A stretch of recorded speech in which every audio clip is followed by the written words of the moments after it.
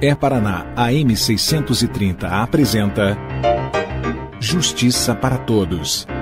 Tudo o que você precisa saber sobre justiça. Um programa produzido pela Associação dos Magistrados do Paraná.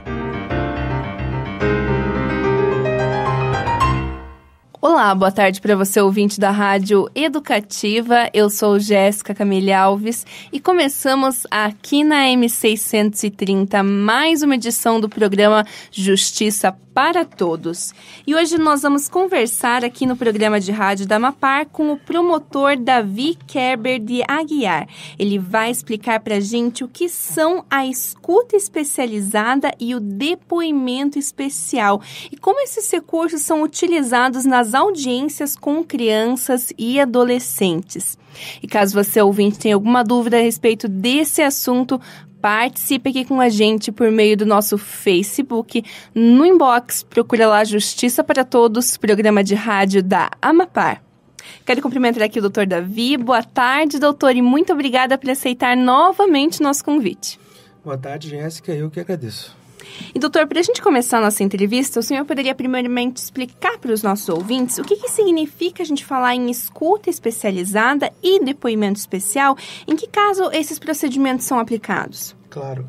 Na verdade, assim, atualmente tem uma lei nova que foi publicada dia 5 desse mês e que é publicada 5 de abril de 2017 e está em vigência a partir de 5 desse mês. E ela trouxe o sistema de garantias de direitos de criança e adolescente vítimas ou testemunhas de crimes. O que esses dois instrumentos legais aí que tu citaste, a escuta especializada e o depoimento especial, visam? Eles visam basicamente dar direito a essas vítimas e testemunhas, menores de idade, ao direito ao esquecimento, para que o procedimento então seja de forma célere a escuta deles, e também a revitimização, porque o que acabava acontecendo é que muitas vezes a rede de proteção ou a parte investigativa na persecução penal exigia dessa vítima, muitas vezes, ser ouvida reiteradamente e às vezes por muito tempo depois do fato, o que obviamente trazia muito prejuízo ao psicológico e ao tratamento. Então surgem esses dois instrumentos inseridos no interior desta lei, da 13.431, que traz uma série de outros direitos, mas esses dois especificamente visam regularizar como ouvir essas crianças nessa situação. A primeira delas, que é a escuta especializada, é focada na rede de proteção. O que é rede de proteção? São equipamentos de saúde, equipamentos de assistência social, para toda vez que for necessário entrevistar essa criança para um atendimento de saúde, que seja feita de forma técnica por um profissional capacitado e para atender aquela finalidade específica. Exemplo, eventualmente um médico precisa atender essa criança e fazer uma entrevista com relação ao abuso sexual. Obviamente ele vai ter que muitas vezes entrevistar sobre a região onde aconteceu esse abuso. Se procura agora encontrar um profissional capacitado em que essa rede de proteção vai escolher para fazer essa oitiva dessa criança, para buscar essa resposta de forma mais humanizada, em um ambiente separado e que permita ela fazer o livre relato do que aconteceu e especificamente trazer menos trauma para ela o possível para ter essa resposta. A rede de proteção também, no caso de escuta especializada, se obriga, Jéssica, a se organizar, porque como ela está focada para a proteção da criança, obviamente equipamentos diferentes têm que se comunicar para não ter que perguntar a mesma coisa para essa criança. Exemplo, não vai lá o CREAS, na assistente social, fazer uma entrevista buscando uma informação que é a mesma que já foi obtida para fins médicos. Então obriga uma articulação da rede de proteção como um todo para que se comuniquem e até o essencial, que a rede de proteção eleja esse profissional que vai ser capacitado para que todas as vezes que for necessário fazer essa entrevista, essa escuta especializada da criança, seja feita pelo mesmo técnico que reproduza para os demais equipamentos de atendimento. Um ponto fundamental também que a lei deixa claro e que a gente também tem que dividir é que a escuta especializada é diferente da revelação espontânea. Porque, obviamente, quando a criança estiver em atendimento de saúde, um psicólogo, por exemplo, ela vai voltar a contar o fato. Mas vai contar o fato de forma natural, de forma espontânea. A escuta especializada, ela surge quando é necessário interpelar essa criança ou esse adolescente, vítima ou testemunha de algum crime, para que seja obtido o resultado. Já o depoimento especial, nós estamos numa outra seara. Nós estamos na seara da persecução penal, da investigação do crime. Infelizmente ainda, vamos pegar o principal dos crimes que se investiga no caso de criança e adolescente, ainda é o abuso sexual. Então, toda vez que a gente tem que buscar essa persecução penal, a gente tem que fazer também de forma humanizada e de forma que se evite a retimização. Aí surge o momento especial direcionado à polícia investigativa e o Poder Judiciário para que a escuta seja feita de forma humanizada e também por um único profissional, né, capacitado para isso, com auxílio desse profissional para fazer essa oitiva, uma única vez e o quanto antes for possível. Porque não faz sentido o que acontece atualmente, que muitas vezes a criança ela é ouvida e só depois de 2, 3 anos tem que ser ouvida de novo na justiça, em função do nosso sistema que é um pouco devagar em alguns casos. Às vezes ela é ouvida várias vezes, né? Nem 2, né? Jéssica, eu vou te dar um exemplo bem clássico como acontecia antes e o que a lei quer evitar. A partir do momento de uma criança que ela faz uma relação espontânea, automaticamente é chamado conselho tutelar. Vai lá, a criança tem que contar de novo para o conselho tutelar.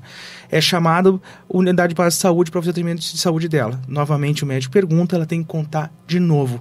Vai para a delegacia de polícia, vai lá o delegado, pergunta de novo e ela tem que contar de novo. Vai lá para o judiciário na prova de audiência, na parte da audiência, vai a criança de novo contar a história. E às vezes, nesse meio tempo, ela já iniciou o tratamento e quer esquecer disso. Ela faz parte do tratamento ela querer esquecer disso. E a gente tem que ir lá toda hora ficar lembrando ela desses fatos traumáticos, sendo que se a gente fizer um procedimento mais conciso em que sirva para todas essas áreas, não faria mais sentido fazê-lo tantas vezes. E doutor, a gente já tem um prazo de implementação, vamos dizer assim, definitiva desse recurso pelo Poder Judiciário? Porque a gente sabe que isso depende também de toda uma estrutura, né? A lei já está vigente desde 5 de abril desse mês, né? Então, a princípio, a gente já teria que estar preparado para isso. Mas a lei, de qualquer forma, prevê um prazo de 60 dias para o Poder Judiciário, município, Estado e Federação nas suas áreas de competência, também fazer instrumentos normativos para a sua aplicação. Por exemplo, no caso da escuta especializada, para o município e para o Estado já se organizar no sentido de capacitar a rede de proteção, a eleger já esse profissional que vai auxiliar na escuta especializada e assim fazer a implementação legal. Por parte do Poder Judiciário, da mesma forma, no caso do depoimento especial, dar o equipamento possível, né, para que seja feita, depois eu acho que a gente vai colocar um pouco como é que funciona cada um de forma mais detalhada, né, e também entregar o profissional ao serviço do juízo para que ele seja capacitado, obviamente, e que auxilie nesses depoimentos especiais. Doutor, para os nossos ouvintes entenderem um pouquinho melhor sobre todo esse assunto, né, queria pedir para o senhor explicar para a gente quais são os tipos mais comuns que a gente vê de violência contra crianças e adolescentes. Mais comuns, sem dúvida nenhuma, ainda é a questão do abuso sexual. Esse, infelizmente, é um número que deve nos causar tristeza, porque é um número considerável de abusos sexuais e aqueles que são devidamente investigados são menos do que o necessário. Há também, a gente sabe que lesões corporais, né, por parte de castigo imoderado, que também é uma parcela considerável, mas ainda está um pouco afastado do abuso sexual, que é o que predomina. E tem outros de outras searas também, porque a lei, ela fala em vários tipos de violação de direito, vários crimes, ela prevê todos na prática, desde a violência psicológica, que pode acontecer através de um bullying, por exemplo, na escola, até mesmo de uma alienação parental, que a lei até dá como exemplo essas situações, até mesmo que eu acho que essa é a grande virtude dessa lei, Jéssica, é trazer pela primeira vez no nosso ordenamento jurídico a hipótese de violência institucional. O que é isso? É aquela violência que acontece diariamente em postos de saúde, na assistência social e no próprio Poder Judiciário, Ministério Público, Sistema de Justiça como um todo. E qual que é? É aquela que não se verifica como ouvir essa criança de forma adequada, visando evitar a revitimização, que é todo aquele processo nefasto que eu estou comentando contigo. Ao invés de todos os sistemas conversarem entre si e assim fazer uma única oitiva quando necessário, cada um faz a sua, não possibilitando que essa criança esqueça o que aconteceu e revitimizando ela cada vez que tem que contar a mesma história. Porque, obviamente, não se compara ao fato que ela passou, mas também a gente sabe a tristeza e o trauma que pode causar ter que contar várias vezes o mesmo fato, sem que isso seja de forma espontânea. Interessante, doutor. E, doutor, depois que há uma denúncia de algum tipo de violência contra a criança ou adolescente, como que funciona a apuração disso, essa audiência, todo esse procedimento? Queria pedir para o senhor explicar para os nossos ouvintes como que isso é feito pelo Poder Judiciário, pelo Ministério Público de uma forma geral. No modelo ideal que a lei está querendo preconizar, ela de fato tem que ser uma única vez. Vamos dar 2 exemplos paralelos. Uma situação em que a criança revela espontaneamente um abuso sexual praticado por um familiar ou por alguém próximo, e uma situação então de flagrante, em que a criança até mesmo é encontrada sofrendo o crime. Nessas situações, a lei prevê que se faça a oitiva de todas as pessoas do âmbito da Polícia Civil, né? Houve todos que viram, todos que ela contou, mas em hipótese nenhuma, Conselho Tutelar, polícia ou qualquer outro órgão pergunta para ela sobre os fatos. Porque neste momento, a partir do momento que o delegado instaura o inquérito policial, ele comunica automaticamente ao Ministério Público que faz um pedido chamado de produção antecipada de prova para fins de depoimento especial. Visa o quê? Que essa prova, essa oitiva dela, já seja feita de forma judicializada, visando o quê? Que ela tem que ser ouvida de novo em outras searas, uma vez que para fins de persecução penal a prova que vale nesse ponto é a prova judicializada, com contraditório, ampla defesa e o direito ao réu se defender. Neste momento em que o juiz marca esse depoimento especial através de uma produção antecipada de prova, leia-se o quanto antes, logo em seguida, na mesma semana ou na outra, é intimado, estará numa sala tradicional de audiência o promotor, o juiz e o advogado de defesa, a depender do caso também o acusado, o investigado, tem peculiaridades que a lei fala que ele pode ser até retirado da sala, e num outro ambiente completamente separado desta sala de audiência, um ambiente acolhedor, junto com um técnico capacitado, pode ser um psicólogo, pode ser um assistente social, contanto que ele tenha capacitação para fazer um depoimento especial humanizado, a criança com esse técnico. Na sala de audiência vai estar sendo passado via vídeo e gravação essa conversa que o técnico está tendo psicólogo em tempo real. Então fica separada a criança, esse psicólogo começa a conversar com a criança sobre o que aconteceu, permitindo que ela faça a narrativa livre, no tempo dela, com perguntas de forma adequada para a idade dela também, e tá lá, juiz, promotor e advogado vendo a audiência numa sala paralela.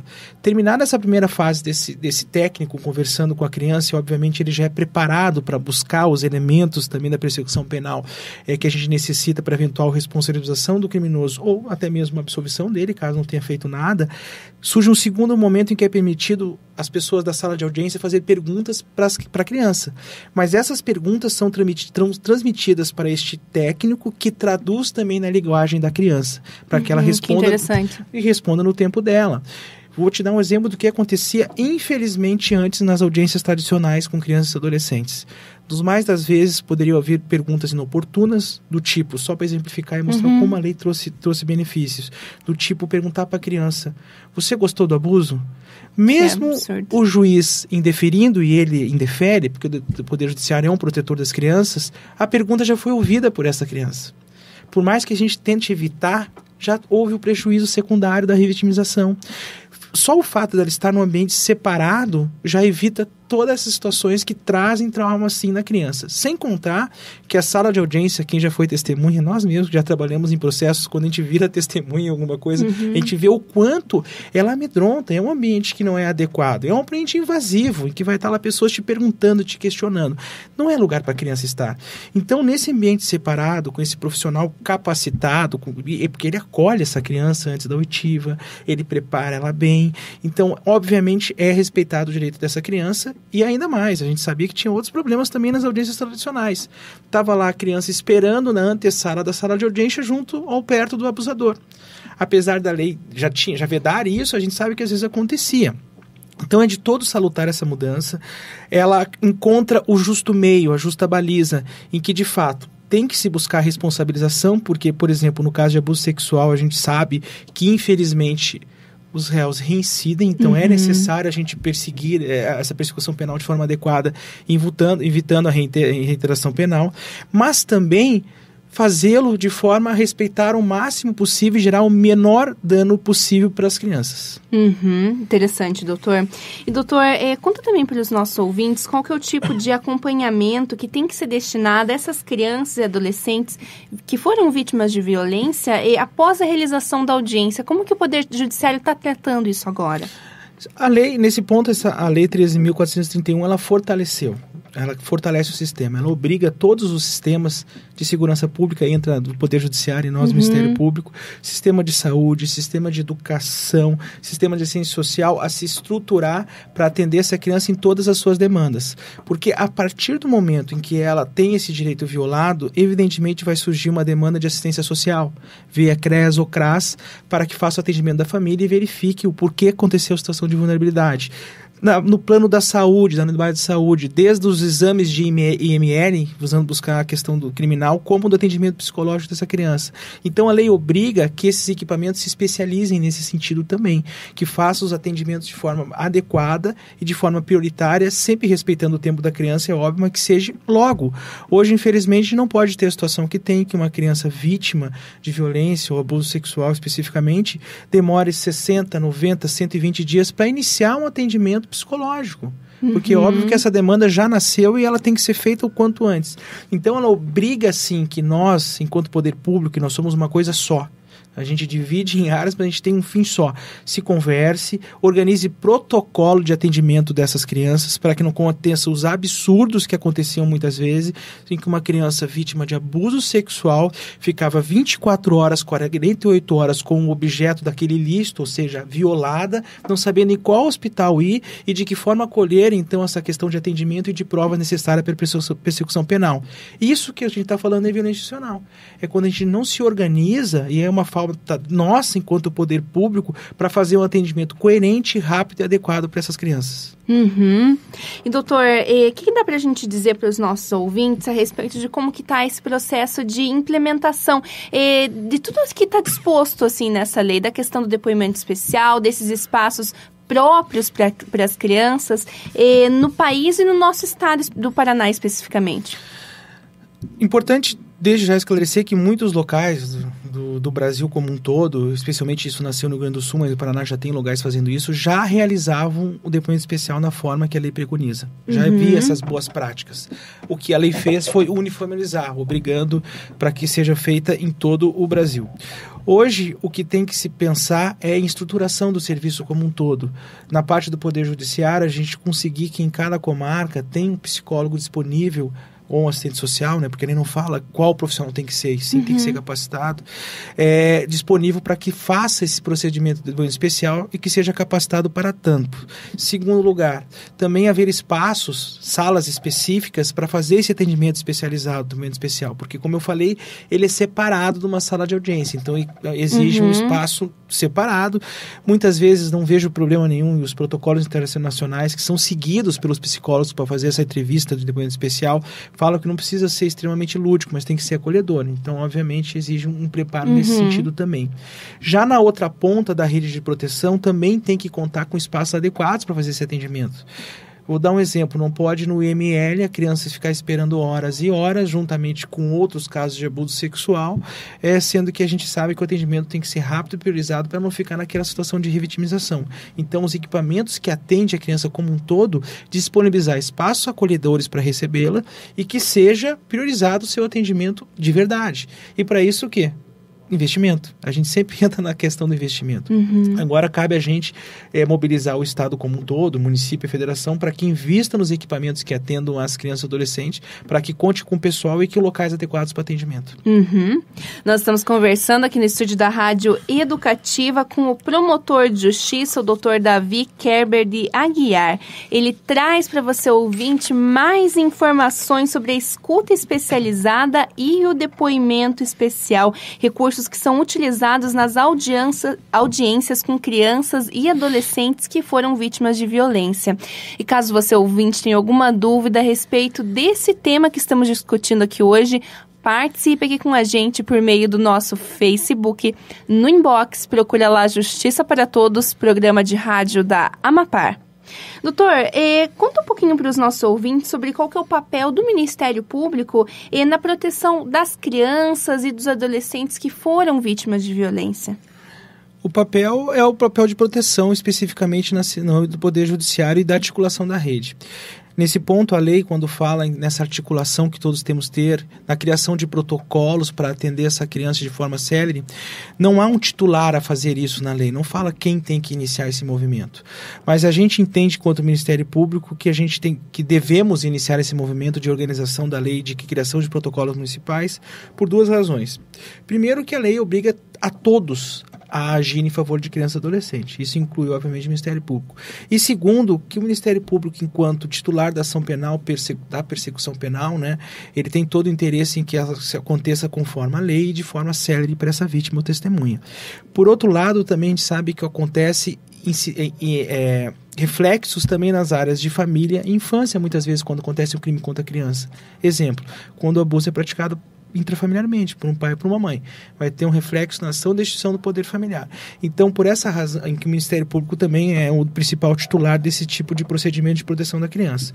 Então, nós, enquanto instituição, já estamos, inclusive, unidos com o Poder Judiciário, que desde 2006, e isso eu acho que rende parabéns ao Poder Judiciário, já iniciou um movimento de articulação com todos esses atores, Ministério Público, Ordem dos Advogados do Brasil, Defensoria Pública, Polícia Civil, para que já iniciasse um protocolo até mesmo antes da lei de atendimento adequado de crianças e adolescentes vítimas ou testemunhas de abuso ou outros crimes. Então, esse momento já está acontecendo com a participação do Ministério Público, iniciado pelo Poder Judiciário, e eu acho que o principal papel é todos esses agentes, incluindo o MP, façam essa lei valer de verdade. Porque não adianta também, Jéssica, daqui a pouquinho a gente instituir um depoimento especial de forma adequada, mas a oitiva dessa criança, mesmo na forma de depoimento especial, acontecer daqui a 2, 3 anos. A gente fere dos aspectos basilares da lei, que é a celeridade do procedimento para ouvi-la e o direito a ela esquecer. Também não adianta se a gente fazer um procedimento sem um profissional capacitado de forma adequada. Porque se as perguntas inadequadas passarem a ser feitas a partir da sala especial, também não atende o fim da lei.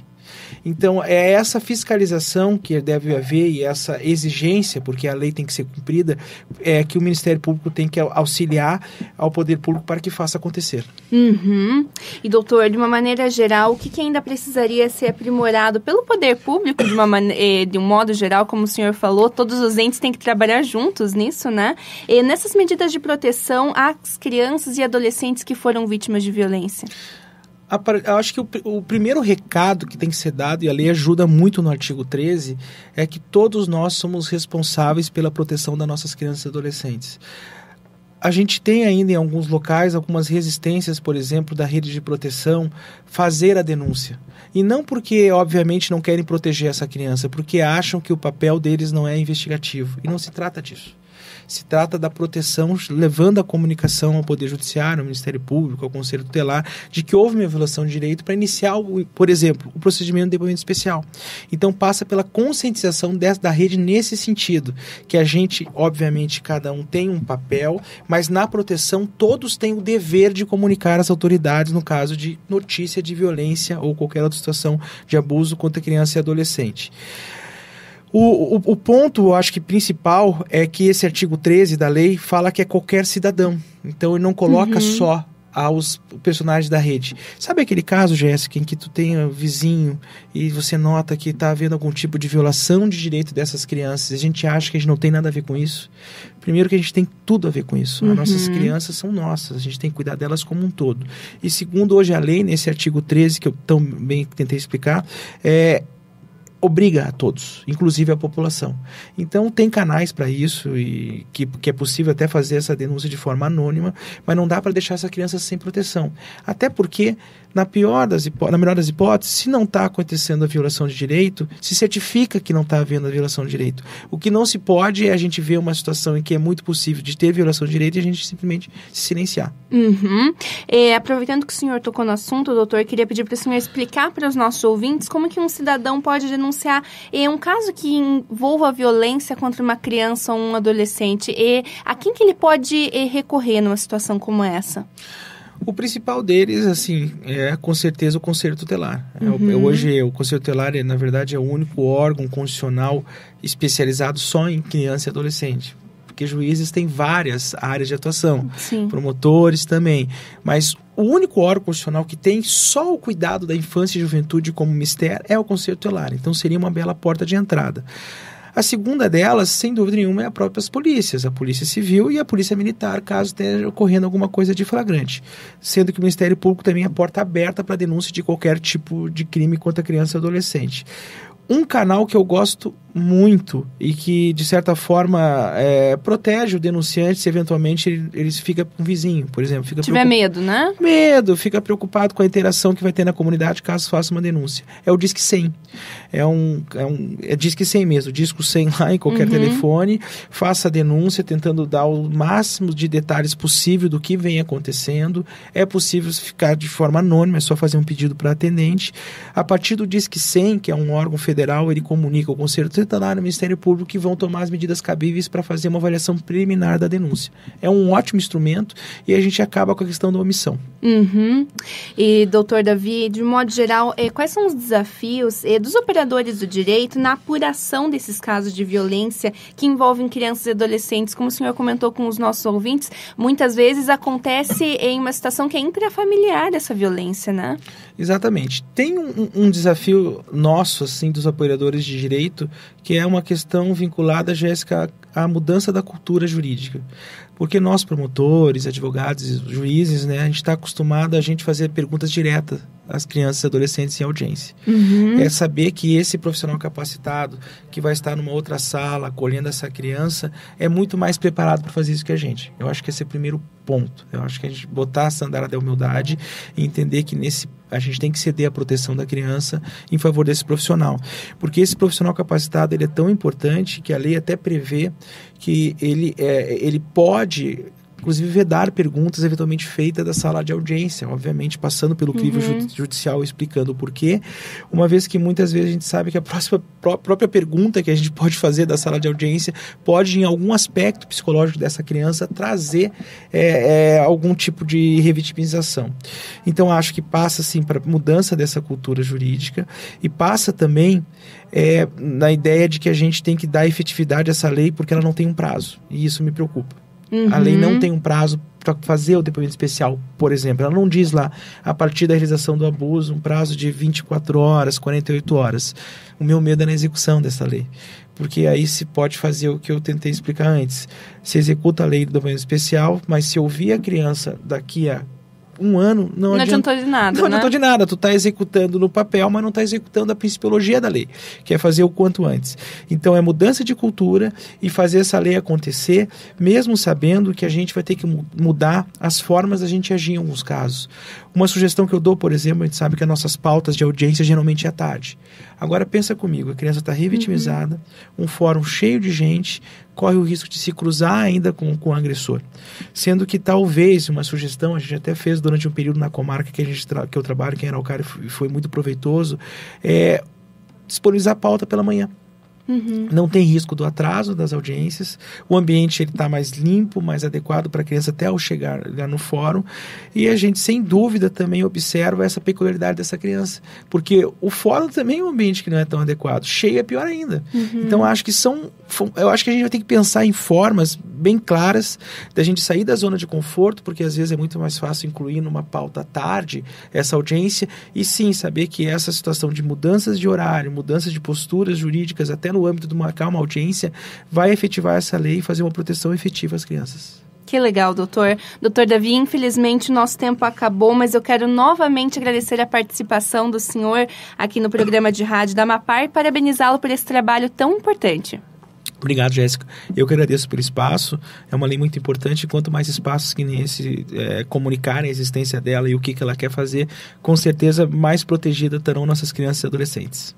Obrigada, doutor. E a gente fica por aqui com o programa Justiça para Todos e voltamos amanhã às 3 horas da tarde. É claro, ouvinte, eu espero a sua companhia. Um ótimo dia e até lá. A E-Paraná AM 630 apresentou Justiça para Todos. Tudo o que você precisa saber sobre a justiça. Um programa produzido pela Associação dos Magistrados do Paraná.